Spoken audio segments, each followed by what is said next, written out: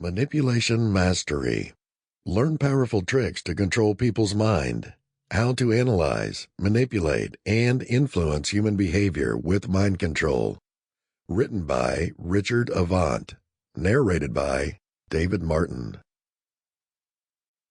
Chapter 1. Understanding the Intricacies of Body Language. Just as you have turned to this book to boost your body language, so many companies and organizations have turned to behavioral scientists and psychologists to find out what makes people act the way they do and how body language operates. So let's attempt to use their results to some extent and start with a very easy query. What is body language?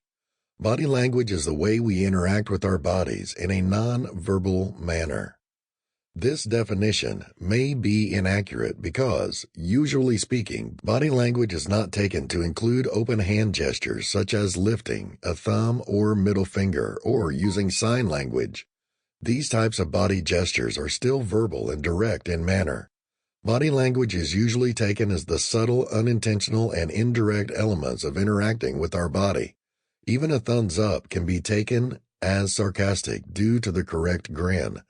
In reality, in the same sphere as body language, even some verbal communication is considered because how we say things is just as essential as what we do. Here, of course, there is a middle ground. Pointing your finger is a direct form of interaction, but it can also be involuntary, and finding out what our hands are doing is certainly essential to mastering the language of the body.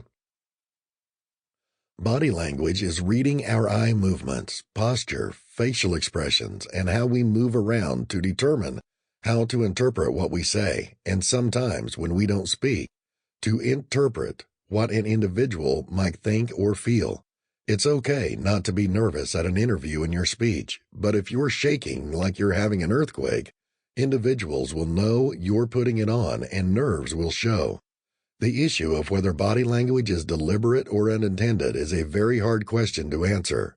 There are only a few rare occasions to ruminate and observe what's happening, not just in the discussion, but what's happening outside and around you. Reactions happen almost unconsciously, and you'll often find yourself saying, "That wasn't what I meant to say." And in those cases, you might begin to deconstruct your thoughts to figure out what you thought at the time. Our body language appears to have even less input from our minds than this, which has resulted in some talking about a conscious and subconscious opinion. This kind of division is helpful to many motivational speakers because it is drastic and simplistic. Your body seems to be acting on its own accord, revealing your hidden wishes. It would be some kind of hidden secret controlling it. The truth is that this division is generally flavored with Freudian psychology leftovers that are no longer taken with a lot of credibility. For simplicity's sake, it's best to think of the mind as getting the parts you're paying attention to at the moment, and next to that there's a lot of background data and procedures operating behind the scenes, but you can readily concentrate on them and change them at your own will. The way a computer works is ideal analogy. Usually, you'd run only a few programs at the moment.